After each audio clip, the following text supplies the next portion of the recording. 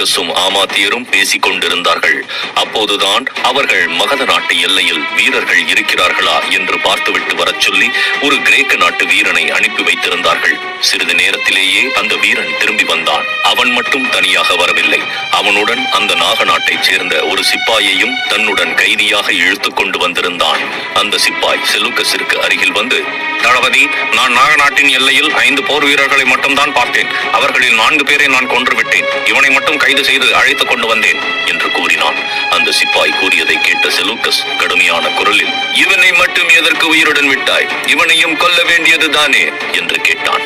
ஆமாத்தியர் செலூக்கஸை தடுத்து நிறுத்தி சிறைப்பிடிக்கப்பட்ட அந்த சிப்பாயை பார்த்து, உண்மையை சொல், ஒரு நாட்டின் எல்லை பகுதியில் வெறும் 5 சிப்பாய்கள் மட்டும் எதற்காக நிறுத்தி வைக்கப்பட்டிருக்கிறீர்கள்?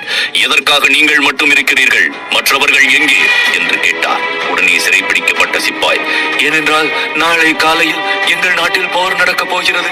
அதனால் அனைத்து வீரர்களும் போர்க்களத்திற்கு சென்று விட்டார்கள். அதனால் தான் எல்லை பகுதியில் பெயரளவுக்கு மட்டுமே வீரர்கள் நிறுத்தி வைக்கப்பட்டுள்ளனர் என்று கூறினான். இதை கேட்டவுடன் ஆமாத்தியருக்கு தூக்கி வாரி போட்டது. அவர் திரும்பவும், யாருக்கு யாருடன் போர் நடக்கப் போகிறது என்று கேட்டார். மகத நாட்டின் சக்கரவர்த்தி சந்திரகுப்தருக்கும் எங்கள் மன்னர் புஷ்பநாதனுக்கும் இடையில் நாளை போர் நடக்கப் போகிறது என்று அந்த சிப்பாய் கூறினான். அதை கேட்டவுடனே ஆமாத்தியர் அர்த்தத்துடன் செலூக்கஸை பார்த்தார். செலூக்கஸின் முகம் கோபத்தில் ஜொலித்தது. அவர் உடனே போர் வீரனால் கைது செய்யப்பட்டு அழைத்து வரப்பட்ட நாக நாட்டின் சிப்பாயை பார்த்து, பொதுவாக போர்கள் 2 நாடுகளுக்கு இடையே அல்லது மாகாணங்களுக்கு இடையே தான் நடைபெறும். அப்படி என்றால் சந்திரகுப்தன் தன்னுடைய மகத நாட்டு படையுடன் நாக நாட்டு வீரர்களை எதிர்த்து போர் செய்ய போகிறானா என்று கேட்டான்.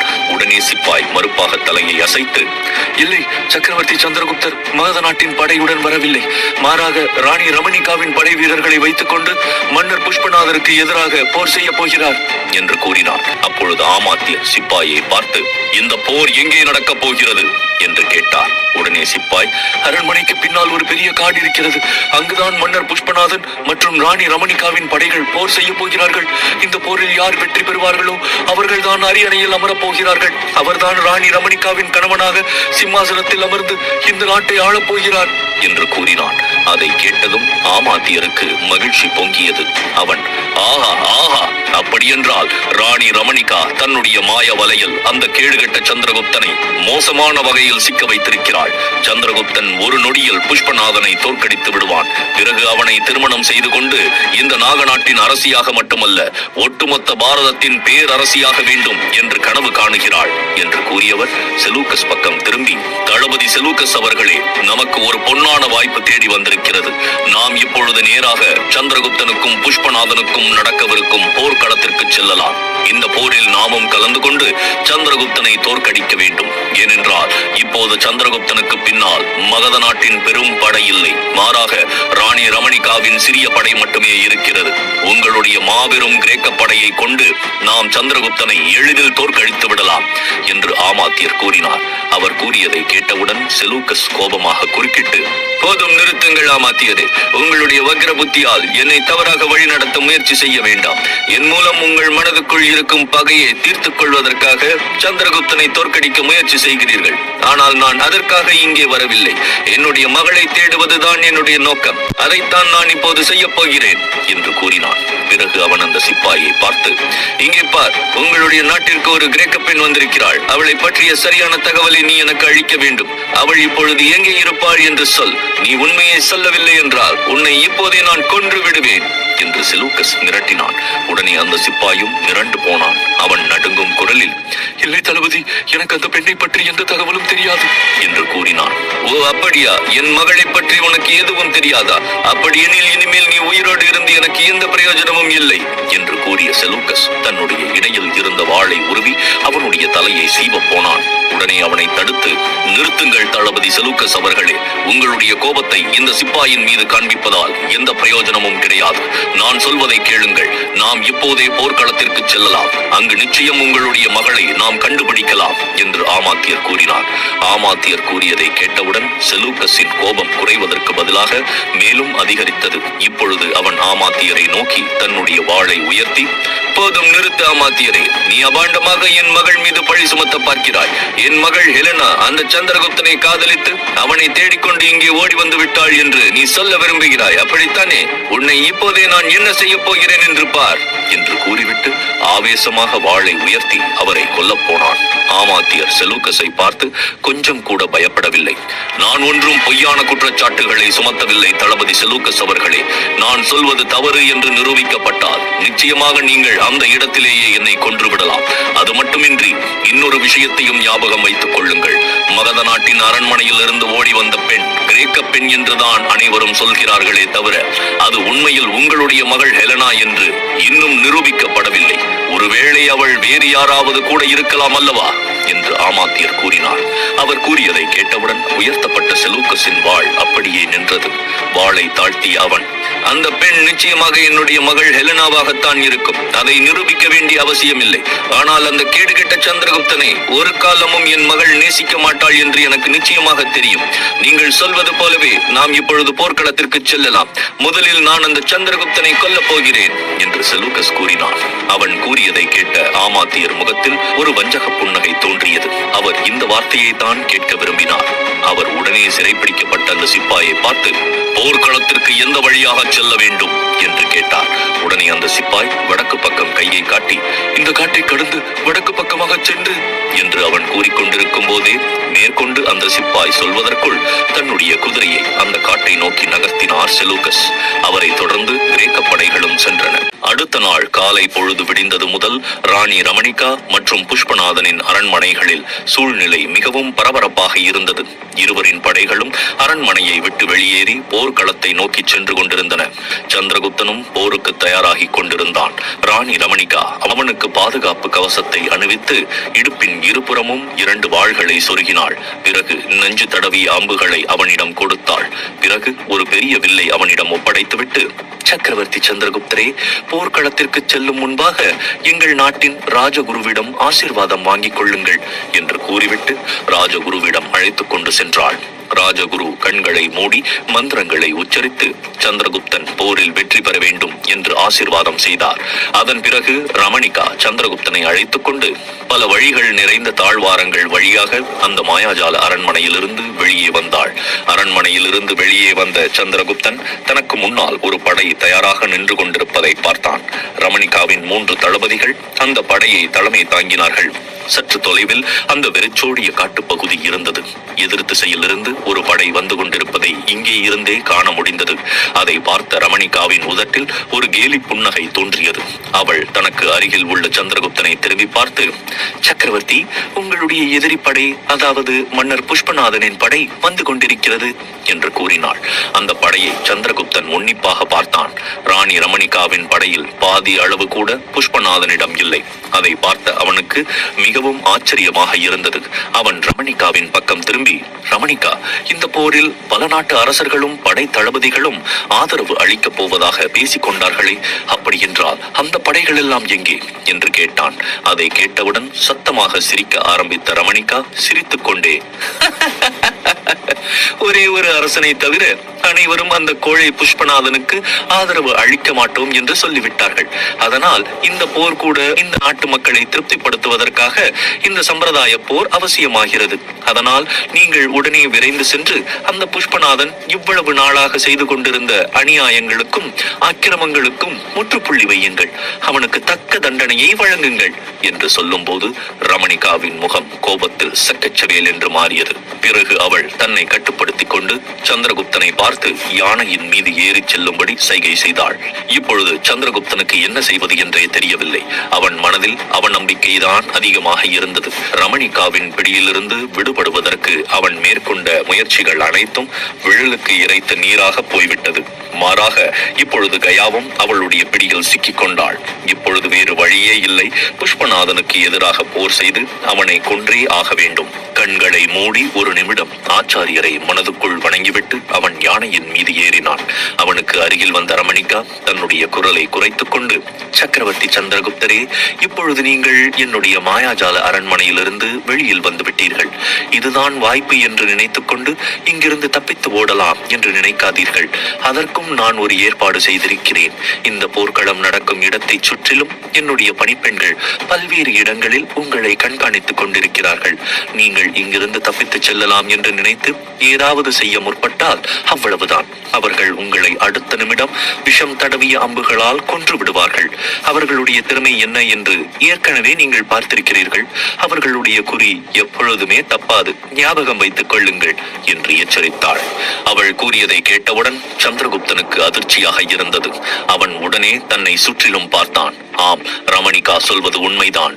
அந்த போர்க்களத்தை சுற்றிலும் பல்வேறு இடங்களில் ரமணிகாவின் பணிப்பெண்கள் நின்று கொண்டிருந்தார்கள். அத்துடன் அரண்மனையின் உயரமான மதில்களிலும் அவர்கள் மறைவாக நின்று கொண்டு தங்களுடைய கையில் அம்பு மற்றும் வில்லுடன் தயாராக இருந்தார்கள். அதை பார்த்தவுடன் சந்திரகுப்தனுக்கு கோபம் தலைக்கு ஏறியது. அவன் கடுமையான குரலில் ரமணிகாவை பார்த்து, அப்படி என்றால் என் மீது உனக்கு இன்னும் சந்தேகம் இருக்கிறதா? உன்னுடைய சந்தேகம் தீரவில்லையா என்று கேட்டான். உடனே ரமணிகா வஞ்சகமாக சிரித்துக் கொண்டு, சக்கரவர்த்தி, சந்தேகப்படுவது என்பது ஒரு பெண்ணின் இயல்பு. அது மட்டுமல்லாமல் இந்த ரமணிகாவை பற்றி நீங்கள் நன்கு அறிவீர்கள். நான் அவ்வளவு சாதாரணமாக யாரையும் நம்பிவிட மாட்டேன். எனக்கு ஒரு விஷயம் நடக்க வேண்டும் என்றால் எந்த எல்லைக்கும் செல்வேன். யாரை வேண்டுமானாலும் கொல்ல தயங்க மாட்டேன். ஆனால் அதை இப்பொழுது பேசி எந்த பிரயோஜனமும் கிடையாது. மேலும் அந்த கிரேக்க பெண் என் வசம் இருக்கும் வரை உங்களால் இங்கிருந்து தப்பித்துச் செல்ல முடியாது. நீங்கள் நிச்சயமாக இங்கிருந்து ஓட மாட்டீர்கள் என்ற நம்பிக்கை எனக்கு இருக்கிறது என்று அவள் எச்சரிக்கும் குரலில் கூறினாள். அவள் கூறியதை கேட்டவுடன் சந்திரகுப்தன் உள்ளுக்குள் நடுங்கினான். அந்த நிமிடமே அவளை கொன்று அவளுடைய தலையை துண்டிக்க வேண்டும் என்று அவன் மனதுக்குள் ஆவேசம் இருந்தது. ஆனால் அவன் எதுவும் சொல்லாமல் ரமணிகாவின் மேல் இருந்த கோபத்தை எரிமலை போல தனக்குள் அடக்கி வைத்துக் கொண்டான். அந்த எரிமலை எப்போது வெடித்து பொங்கும் என்று ரமணிகாவிற்கு தெரியாது. சந்திரகுப்தன் அமைதியாக ரமணிகாவை பார்த்து முறைத்துவிட்டு போர்க்களத்தை நோக்கி செல்ல ஆரம்பித்தான். சற்று தொலைவில் புஷ்பநாதனின் படை வந்து கொண்டிருந்தது. சந்திரகுப்தனுக்கும் மன்னர் புஷ்பநாதனுக்கும் இடையே போர் தொடங்கிவிட்டது. புஷ்பநாதனின் படையில் குதிரை படை முன்னிலை வகித்தது. அந்த குதிரை படைக்கு பின்னால் சில யானைகளும் இருந்தன. அதை பார்த்த சந்திரகுப்தனுக்கு ஆச்சரியமாக இருந்தது. ஏனென்றால் பொதுவாக போரில் காலாட்படைதான் முன்னிலையில் இருப்பார்கள். ராணி ரமணிகாவின் படையில் கூட காலாட்படை வீரர்கள் தான் முன்னிலையில் இருந்தனர். அவர்களுக்கு பின்னால் குதிரை படையும் கடைசியாகத்தான் யானை படையும் இருந்தது. அவன் ஆச்சரியமாக ராணி ரமணிகாவின் யானை படை தளபதியை திரும்பி பார்த்தான். அவனுடைய பார்வையிலிருந்து அவன் என்ன கேட்க வருகிறான் என்பதை புரிந்து கொண்ட அந்த தளபதி, சக்கரவர்த்தி சந்திரகுப்தரே, புஷ்பநாதரிடம் காலாட்படை வீரர்கள் கிடையாது. அவர்கள் அனைவரையும் அவர் குதிரைப்படை வீரர்களாக மாற்றிவிட்டார். அதனால் அவர்கள்தான் முதலில் நம்மை தாக்குவார்கள். அதனால் நாமும் காலாட்படை வீரர்களை பின்பக்கம் போகச் சொல்லிவிட்டு குதிரைப்படை வீரர்களை முன்னோக்கி வர சொல்லலாம் என்று கூறினார். அவர் கூறியவுடன் சந்திரகுப்தனும் அதுபோலவே உத்தரவிட்டான். இப்பொழுது குதிரைப்படை முன்னிலை வகித்தது. அதைத் தொடர்ந்து காலாட்படை, அதன் பிறகு யானைப்படை வந்தது. ரமணிகாவிடம் குதிரைப்படை பெருமளவில் இல்லை, பேரளவுக்குத்தான் இருந்தது. அவர்களை பார்த்து, இப்பொழுது வேகமாக முன்னேறி செல்லுங்கள் என்று சந்திரகுப்தன் கட்டளையிட்டான். அவனிடமிருந்து உத்தரவு கிடைத்ததும் உடனே படை முன்னோக்கி வேகமாக செல்லத் தொடங்கியது. மன்னர் புஷ்பநாதனின் படையும் அவர்களுக்கு எதிரில் வேகமாக வந்து கொண்டிருந்தது. சந்திரகுப்தன் தன்னுடைய யானையுடன் முன்னோக்கி சென்று கொண்டிருந்தான். சிறிது தூரம் சென்றவுடன் அவன் திடீரென்று அப்படியே திகைத்து போய் நின்று விட்டான். ஏனென்றால் புஷ்பநாதன் பின்னால் இன்னொரு பெரும் படை வந்து கொண்டிருந்தது. அதில் காலாட்படை மற்றும் குதிரைப்படை வீரர்கள் இருந்தார்கள். அவர்களுடைய கைகளில் வில்லில் அம்புகள் ஏற்றப்பட்டு எய்வதற்கு தயார் நிலையில் இருந்தது. கண்ணிமைக்கும் நேரத்தில் அந்த வில் வழியே அம்புகள் எய்யப்பட்டு ரமணிகாவின் படையை தாக்கத் தொடங்கியது. சிறிது நேரத்தில் ரமணிகாவின் குதிரைப்படை வீரர்கள் தாக்கப்பட்டு ஆங்காங்கே மயங்கி சரிந்தனர். அவர்களுடைய குதிரைகளும் திசை திருப்பப்பட்டு போர்க்களத்தில் அங்கும் இங்கும் ஓட ஆரம்பித்தது. இதை பார்த்த சந்திரகுப்தன் திகைத்து போனான். ஏனென்றால் புஷ்பநாதனுக்கு அருகில் இருக்கும் குதிரைப்படை வீரர்களால் இப்பொழுது தனக்கு ஏதேனும் ஆபத்து ஏற்படுமோ என்று அவன் நினைத்தான். அதனால் தானே களமிறங்கி அவர்களை நேரடியாக அவன் தாக்க முடிவு செய்தான். இது அனைத்தையும் தன்னுடைய மாயாஜால அரண்மனையில் இருந்து ரமணிகா பார்த்துக் கொண்டிருந்தாள். தன்னுடைய குதிரைப்படை வீரர்களை தாக்கிக் கொன்றதையும் அந்த படைக்கு பின்னால் ஒரு பெரும் படை இருப்பதையும் பார்த்த அவளுக்கு மிகவும் அதிர்ச்சியாக இருந்தது. அவள், இந்த புஷ்பநாதனுக்கு யார் உதவி செய்திருக்கிறார்கள் என்று தெரியவில்லை. இந்த படைகளை பார்த்தால் அண்டை நாட்டு படை வீரர்களை போல தெரியவில்லை. கண்டிப்பாக இதில் ஏதோ ஒரு தவறு இருக்கிறது. மேலும் இந்த சந்திரகுப்தன் என்ன செய்து கொண்டிருக்கிறான் என்று தெரியவில்லை. ஏன் இவன் பதில் தாக்குதல் செய்யாமல் இப்படி திகைத்து போகின்றான் என்று அவள் கோபமாக முணுமுணுத்தாள். அதே நேரம் போர்க்களத்தில் தன்னுடைய யானையில் இருந்த சந்திரகுப்தனின் மனதில் திடீரென்று ஒரு மின்னல் தாக்கியது. புஷ்பநாதன் புஷ்பநாதன் கையாண்ட இந்த யுக்தி ஆச்சாரியரால் முன்மொழியப்பட்டது. இந்த யுக்தி மகத நாட்டு வீரர்களுக்கு மட்டுமே தெரியும். இது எப்படி புஷ்பநாதனுக்கு தெரிந்திருக்கும் என்று அவன் யோசித்துக் கொண்டிருக்கும் பொழுதே ரமணிகாவின் படை தளபதி தன்னுடைய படை வீரர்களை பார்த்து, எதிரிகளை ஒழித்து கட்டுங்கள், நம் மீது காலாட்படை வீரர்கள் அம்புகளை பொழிகிறார்கள், எனவே காலாட்படை வீரர்களை உடனே முன்னே வரச் சொல்லுங்கள் என்று கூறினார். அவருடைய கட்டளையை பெற்றவுடன் குதிரை படை வீரர்கள் அப்படியே நிறுத்தப்பட்டு அவர்களுக்கு பின்னால் இருந்த காலாட்படை வீரர்கள் முன்னால் வந்து தங்களுடைய வில் மற்றும் அம்புகளுடன் எதிரிகளை தாக்குவதற்கு தயாராக தொடங்கினார்கள். இதை பார்த்த சந்திரகுப்தன், தளபதி, என்ன இப்படி முட்டாள்தனம் செய்து கொண்டிருக்கிறீர்கள், உடனே காலாட்படை வீரர்களை பின்வாங்க சொல்லுங்கள் என்று கூறினார். ஆனால் அதற்குள் நேரம் கடந்துவிட்டது. காலாட்படை வீரர்கள் முன்னால் வந்தவுடன் புஷ்பநாதனின் குதிரை படை வீரர்கள் முன்னேறி வந்து அவர்களை தாக்கத் தொடங்கினார்கள். காலாட்படை வீரர்களுக்கு தங்களுடைய அம்புகளை எய்வதற்கு கூட வாய்ப்பு கிடைக்கவில்லை. அவர்கள் இப்பொழுது மிகவும் சிரமப்பட்டு குதிரை படையுடன் மோதிக்கொண்டிருந்தார்கள். ஆனால் புஷ்பநாதனின் குதிரை படை வீரர்கள் அவர்களை விரைவில் அழிக்கத் தொடங்கிவிட்டார்கள். இதை பார்த்த சந்திரகுப்தன் அந்த தளபதியிடம், உங்களுடைய முட்டாள்தனத்தின் விளைவை பார்த்தீர்களா? ஏற்கனவே நம்முடைய குதிரை படை வீரர்கள் பலர் பலியாகிவிட்டார்கள். இந்த காலாட்படை வீரர்களால் எவ்வளவு நேரம் தாக்குப்பிடிக்க முடியும் என்று தெரியவில்லை என்று கூறினான். தளபதியால் இப்போது எதுவும் சொல்ல முடியவில்லை. அவர் தன்னுடைய தவறை உணர்ந்து தலையை குனிந்து கொண்டார். உடனே சந்திரகுப்தன் மற்ற குதிரை படை வீரர்களை பார்த்து, நீங்கள் அனைவரும் இப்பொழுது நான் சொல்வதை கேளுங்கள். உங்களுடைய படையை இரண்டாக பிரித்து என்னுடைய இடதுபுறமும் வலதுபுறமும் தயார் நிலையில் நிறுத்துங்கள். இப்பொழுது யானை படை முன்னே வர வேண்டும் என்று அவன் கட்டளையிட்டான். அவனுடைய உத்தரவின் பேரில் யானை படை முன்னே வந்தது. அதற்கு பின்னால் குதிரை படை வீரர்கள் இரண்டு பிரிவுகளாக பிரிக்கப்பட்டு இடது மற்றும் வலது புறத்தில் நிறுத்தப்பட்டனர். சந்திரகுப்தன் தன்னுடைய படையை முன்னோக்கி வழி நடத்தினான். இதை பார்த்த மன்னர் புஷ்பநாதன் தன்னுடைய யானையின் மீது ஏறி உரத்த குரலில், மகத சக்கரவர்த்தியே, வாருங்கள் வாருங்கள், என்னுடன் போட்டி போடுங்கள். நான் உங்களை தோற்கடித்து அந்த வஞ்சகி ராணி ரமணிகாவுக்கு தக்க தண்டனை வழங்கப் போகிறேன். அப்படி செய்யாவிட்டால் என் பெயர் புஷ்பநாதன் கிடையாது என்று கத்தினான். புஷ்பநாதனின் இந்த உக்கிரமான கர்ஜனை ரமணிகாவின் மாயாஜால அரண்மனை வரை எதிரொலித்தது. அதை கேட்ட அவள் இப்பொழுது கோபத்தில் கொதித்து எழுந்தாள். புஷ்பநாதன் கூறியதை கேட்டவுடன் சந்திரகுப்தனும் இப்போது ஆவேசமானான். அவன் தன்னுடைய யானையை விரைவாக முன்னோக்கி நகர்த்தினான். பிறகு தன்னுடைய வில்லை எடுத்து அம்புகளை அதில் போட்டு அம்பு மழை பொழிய ஆரம்பித்தான். இதனால் புஷ்பநாதனின் குதிரை படை இப்பொழுது வேகமாக சிதற ஆரம்பித்தது. அதே நேரம் யானை படைக்கு இரண்டு பக்கத்திலும் இருந்த குதிரை படை வீரர்களும் புஷ்பநாதனின் படையை தாக்கத் தொடங்கினார்கள். இதை தூரத்தில் இருந்து பார்த்துக் கொண்டிருந்த ரமணிகாவின் முகத்தில் மகிழ்ச்சி பரவத் தொடங்கியது. அட அட, இப்பொழுதுதான் இந்த சந்திரகுப்தன் களத்தில் இறங்கி இருக்கிறான். இன்னும் சில கணங்களில் இந்த புஷ்பநாதனை அவன் கொன்று விடுவான் என்று அவள் வாய்விட்டு கூறினாள். ஆம், உண்மையில் சந்திரகுப்தனும் இப்பொழுது தன்னுடைய உக்கிரமான வடிவத்தில் இருந்தான். முதலாவதாக அவன் கடுமையான அம்பு மழைகளை பொழிந்து புஷ்பநாதனின் பல வீரர்களை அழித்தான். அடுத்ததாக அவன் ஒரு ஈட்டியை எடுத்து நேராக புஷ்பநாதனை நோக்கி எறிந்தான். சந்திரகுப்தனின் குறி எப்போதுமே தப்பாது, அது மிகவும் துல்லியமானது. காற்றை கிழித்துக் கொண்டு அவனுடைய ஈட்டி புஷ்பநாதனை நோக்கி விரைந்தது. ஆனால் புஷ்பநாதனின் மீது அது பாய்வது போல் கன நேரத்தில் அந்த ஈட்டியை புஷ்பநாதன் தன்னுடைய கையில் பிடித்துக் கொண்டான். இதை பார்த்து சந்திரகுப்தனுக்கு மிகவும் ஆச்சரியமாக இருந்தது. ஏனென்றால் எப்பொழுதும் குடிபோதையில் தள்ளாடி கொண்டிருக்கும் புஷ்பநாதன் இந்த அளவு துல்லியமாகவும் சுறுசுறுப்பாகவும் செயல்படுவான் என்று அவன் எதிர்பார்க்கவே இல்லை. அவனுக்கு மிகவும் அதிர்ச்சியாக இருந்தது. திடீரென்று அவன் மனதில் ஒரு சந்தேகம் ஆரம்பித்தது. இதுவரை என்னுடைய இலக்கு தவறியதே கிடையாது. என்னுடைய ஈட்டியை தடுத்து நிறுத்தும் திறன் ஒரே ஒரு வீரனுக்கு மட்டுமே உண்டு. அப்படியென்றால் என்று அவன் யோசித்துக் கொண்டிருக்கும் பொழுதே தனக்கு எதிரில் இருந்த புஷ்பநாதனின் முகத்தை அவன் உற்று பார்த்தான். உடனே அவன் முகத்தில் ஒரு புன்னகை தோன்றியது. உடனே புஷ்பநாதனும் சந்திரகுப்தனை பார்த்து, சக்கரவர்த்தி சந்திரகுப்தரே, எவ்வளவு நேரம் யானையின் மீது இருந்து கொண்டே சண்டை போடுவீர்கள்? கீழே இறங்கி என்னுடன் நேருக்கு நேர் போட்டியிட வாருங்கள் என்று அவன் கத்திக்கொண்டே தன்னுடைய வாளை உருவிக்கொண்டு புஷ்பநாதன் யானையிலிருந்து கீழே குதித்தான். சந்திரகுப்தனுக்கு இப்பொழுது அனைத்தும் புரிய ஆரம்பித்து விட்டது. அவனும் தன்னுடைய வாளை எடுத்துக்கொண்டு யானையிலிருந்து கீழே குதித்தான். அதே நேரம் புஷ்பநாதனின் பின்னால் இருந்த காலாட்படை வீரர்கள் விரைவாக முன்னே வந்து சந்திரகுப்தனை சுற்றி வளைத்துக் கொண்டார்கள். சந்திரகுப்தன் தன்னுடைய வாளை உயர்த்தி புஷ்பநாதனை நோக்கி வேகமாக முன்னேறினான். அவன் புஷ்பநாதனை தாக்கும் தோரணையில் அவன் மீது பாய்ந்தான். சந்திரகுப்தன் தனக்கு அருகில் வந்தவுடன் அவனுக்கு எதிரில் இருந்த புஷ்பநாதன் தன்னுடைய குரலை குறைத்துக் கொண்டு, சக்கரவர்த்தி சந்திரகுப்தரே, நான் தான் உக்கிரசேனர். உன்னை சுற்றி இருக்கும் இந்த வீரர்கள் அவர்கள் அனைவரும் மகத நாட்டின் படை வீரர்கள் தான். இப்படியே என்னுடன் சண்டை போடுவது போல பாசாங்கு செய்து கொண்டு நீ இங்கிருந்து ஓடிவிடு என்று புஷ்பநாதன் வடிவில் இருந்த உக்கிரசேனர் கூறினார். இதை கேட்டவுடன் சந்திரகுப்தனுக்கு அதிர்ச்சியாக இருந்தது. ஆனால் அவன் உடனே அடையாளம் கண்டுகொண்டான். வந்திருப்பது புஷ்பநாதனின் வேடத்தில் இருக்கும் உக்கிரசேனர் தான் என்பதில் அவனுக்கு ஒரு துளி கூட சந்தேகம் ஏற்படவில்லை.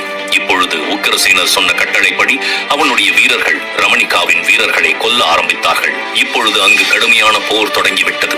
சந்திரகுப்தனிடம் உக்கிரசேனர், சந்திரகுப்தா, விரைவில் நம்முடைய வீரர்கள் இந்த ரமணிகாவின் படையை அழித்து விடுவார்கள்.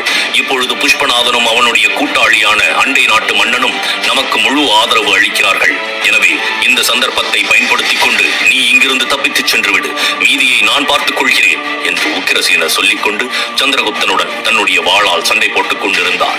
சந்திரகுப்தனும் அவரை தாக்குவது போல பாசாங்கு செய்து கொண்டிருந்தான். இல்லை உக்கிரசேனரே, ரமணிகாவின் பணிப்பெண்கள் இந்த போர்க்களத்தை சுற்றிலும் நிறுத்தி வைக்கப்பட்டிருக்கிறார்கள். அவர்கள் கண்கள் எப்பொழுதும் என் மீதுதான் இருக்கும். நான் தப்பிச் செல்ல நினைத்தால் அவர்கள் என்னை கொல்லக்கூட தயங்க மாட்டார்கள் என்று கூறினான். உடனே உக்கிரசேனர் தடுமாறி கீழே விழுவது போல நடித்து போர்க்களத்தை சுற்றி தன்னுடைய கண்களை சுழல விட்டார். அங்கே உயரமான மரங்களும் அடர்ந்த முட்புதர்களுக்கு பின்னாலும் பணிப்பெண்கள் மறைந்து கொண்டிருப்பதை அவர் கவனித்தார். அவர்களுடைய கைகளில் அம்புகள் தயார் நிலையில் இருந்தன. அந்த அம்புகள் சந்திரகுப்தனை நோக்கி குறிபார்த்துக் கொண்டிருந்தன.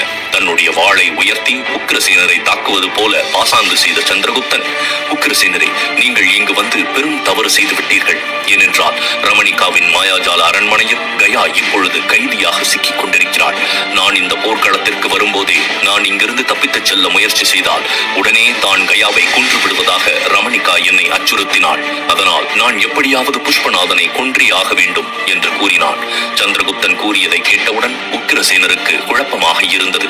ஏனென்றால் உண்மையான புஷ்பநாதன் இப்பொழுது தன்னுடைய அரண்மனையில் வேசிகள் புடைசூழ மது அருந்திக் கொண்டு மிகவும் சந்தோஷமாக இருக்கிறார். அதே நேரம் நன்மாரனின் திட்டப்படி உக்கிரசேனர் புஷ்பநாதன் வேடம் அணிந்து கொண்டு இங்கு வந்திருக்கிறார். இந்த சந்தர்ப்பத்தை தான் சாதகமாக பயன்படுத்திக் கொண்டு சந்திரகுப்தனை போர்க்களத்தில் இருந்து பாதுகாப்பாக வெளியே அழைத்துச் செல்லலாம் என்று அவர்கள் திட்டமிட்டிருந்தார்கள். இதையெல்லாம் சந்திரகுப்தனிடம் சொல்லிவிட்டு, இப்பொழுது என்ன செய்ய போகிறாய் சந்திரகுப்தா? என்னை கொல்லப் போகிறாயா என்று குழப்பமாக கேட்டார். அவர் கூறியதை கேட்ட சந்திரகுப்தன், உங்களை எப்படி நான் கொல்ல முடியும்? ஆனால் கயாவை எப்படி காப்பாற்றுவது என்று கூறியவன் சட்டென்று அப்படியே நின்றான். அவன் மனதில் ஏதோ தீர்வு கிடைத்து விட்டது போல இருக்கிறது. உடனே அவன் உக்கிரசேனரை பார்த்து, இப்பொழுது நான் சொல்வதை செய்யுங்கள், பிறகு என்ன நடக்கிறது என்று பார்ப்போம். ஒன்று ரமணிகா என்னை தேர்ந்தெடுக்க வேண்டும், இல்லை என்றால் நாட்டை தேர்ந்தெடுக்க வேண்டும் என்று கூறினான். மறுபுறம் செலூக்கஸும் ஆமாத்தியரும் கிரேக்க படையுடன் காடு வழியாக போர்க்களத்தை அடைந்து விட்டார்கள். அங்கிருந்த காட்சியை பார்த்ததும் ஆமாத்தியர் செலூக்கஸிடம், இங்கே கடுமையான போர் நடந்து கொண்டிருக்கிறது தளபதி. நாமும் இந்த வாய்ப்பை பயன்படுத்திக் கொண்டு ரமணிகா மற்றும் புஷ்பநாதனின் வீரர்களை கொன்று விடலாம் என்று கூறினார். இவர்கள் பேசிக் கொண்டிருக்கும் போது திடீரென்று அடர்ந்த காட்டுக்குள் இருந்து பல பெண்கள் தங்களுடைய கையில் அம்புகளுடன் அவர்கள் முன்னால் வந்து நின்றார்கள். அவர்கள் அனைவரும் ரமணிகாவின் பணிப்பெண்கள். அவர்கள் கையில் இருந்த அம்புகள் ஆமாத்தியர் மற்றும் செலூக்கஸை குறிப்பார்த்துக் கொண்டிருந்தன. அவர்களை பார்த்தவுடன் ஆமாத்தியர் மற்றும் செலூக்கஸ், அவரின் கிரேக்க படை வீரர்கள் அனைவரும் அதிர்ச்சி அடைந்தார்கள். அப்பொழுது ஒரு பணிப்பெண் முன்னால் வந்து, நீங்கள் யார்? நீங்கள் எப்படி இங்கு வந்தீர்கள் என்று கேட்டாள். அவள் கூறியதை கேட்டவுடன் செலூக்கஸ் கோபமடைந்து தன்னுடைய வாளை உயர்த்தி கொண்டு அந்த பணிப்பெண்ணின் மீது வாளை வீச இருந்தான். உடனே ஆமாத்தியர் முன்னால் வந்த அந்த பணிப்பெண்ணை பார்த்து, எங்களை பார்த்தா யார் என்று கேட்கிறாய்? இவர் மாவீரர் அலெக்சாண்டரின் தலைமை தளபதி செலூக்கஸ் என்று கூறினார். ஆமாத்தியர் கூறியதை கேட்டவுடன் அந்த பணிப்பெண் ஒரு கணம் திகைத்து போனாள். பிறகு அவள், ஓஹோ, அப்படியா? அந்த கிரேக்க பெண்ணை தேடி வந்திருக்கும் தளபதி செலூக்கஸ் நீங்கள் தானா? உங்களுக்காகத்தான் எங்களுடைய ராணி ரமணிகா காத்துக் கொண்டிருக்கிறார் என்று கூறினாள். அந்த பணிப்பெண் கூறியதை கேட்டவுடன் செலூக்கஸ் திகைத்து போனான். அவன் அவசரமாக, என்ன சொல்கிறாய்? அந்த கிரேக்க பெண் உங்கள் ராணி ரமணிகாவுடன் தான் இருக்கிறாளா என்று கேட்டான். உடனே அந்த பணிப்பெண், ஆம், அந்த பெண் இப்பொழுது ரமணிகாவின் அரண்மனையில் தான் இருக்கிறாள். நீங்கள் சிறிது நேரம் இங்கேயே காத்திருங்கள். இப்பொழுது வேறு சந்திரகுப்தனுக்கும் புஷ்பநாதனுக்கும் இடையே போர் நடந்து கொண்டிருக்கிறது. இந்த போரில் புஷ்பநாதனை வீழ்த்தி சந்திரகுப்தர் எங்கள் நாக நாட்டிற்கு சக்கரவர்த்தியாக முடிசூட்டிக் கொள்ளப் போகிறார் என்று கூறினாள். சந்திரகுப்தனின் பெயரை கேட்டவுடன் செலூக்கஸின் ரத்தம் மீண்டும் கொதித்து எழ ஆரம்பித்தது. ஆரம்பித்தது. அவர் ஆமாத்தியரை பார்த்தார். அதை பார்த்த ஆமாத்தியர் அமர்த்தலாக சிரித்தார். பார்த்தாயா, நான் சொன்னது போல சந்திரகுப்தனை தேடிக்கொண்டு இந்த கிரேக்க பெண் இங்கே வந்துவிட்டாள் என்று கேட்பது போல அவருடைய சிரிப்பு இருந்தது. இப்பொழுது என்ன நடக்கப் போகிறது? ரமணிகாவின் பிடியில் இருக்கும் சந்திரகுப்தனுக்கும் உக்கிரசேனருக்கும் நடக்கும் போரின் முடிவு எப்படி இருக்கும்? தெரிந்து கொள்ள தொடர்ந்து கேளுங்கள்.